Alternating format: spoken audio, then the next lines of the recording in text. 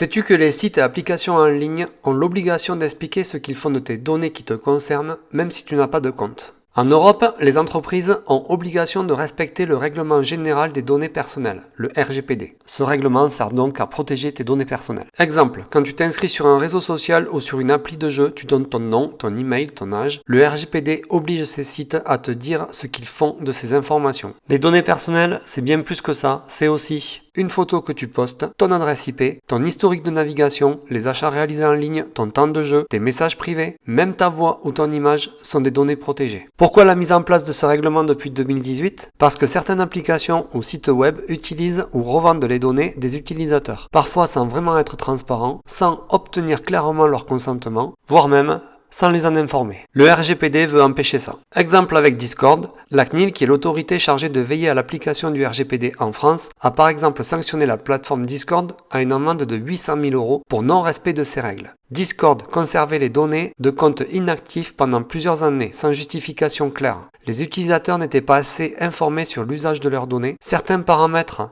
manquaient de protection par défaut. Par exemple, fermer la fenêtre Discord, ne coupez pas le micro restait donc actif. La sécurité des mots de passe était également insuffisante. Mais bien d'autres ont aussi été sanctionnés. Google à hauteur de 50 millions d'euros en 2019 pour manque d'informations sur l'usage des données récupérées depuis les appareils Android.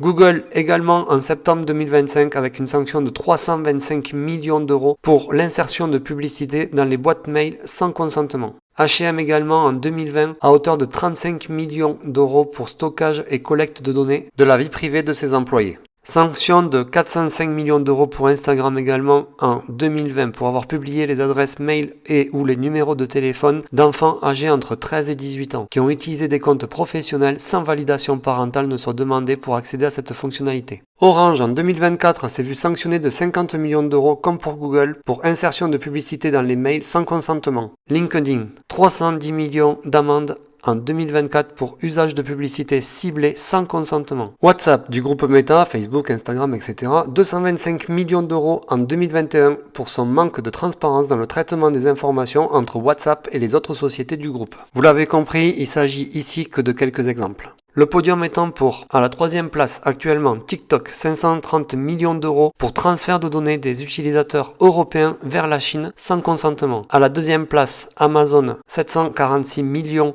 d'euros en mars 2025 pour traiter des données personnelles sans base légale, afin de réaliser des analyses de comportement des usagers et réaliser des publicités ciblées. À la première place, le groupe Meta pour 1,2 milliard d'euros de sanctions en 2023 pour avoir continué de transférer des données personnelles d'utilisateurs de l'Europe vers les États-Unis, alors qu'elle n'était plus autorisée à le faire. Cela après une sanction de 390 millions dans la même année et 405 millions en 2022, ainsi que 60 millions en 2021. Meta est actuellement le détenteur historique du cumul d'amendes. Vous l'avez compris, comme l'indique le dicton sur Internet, si c'est gratuit, c'est toi le produit, par l'intermédiaire de tes données personnelles.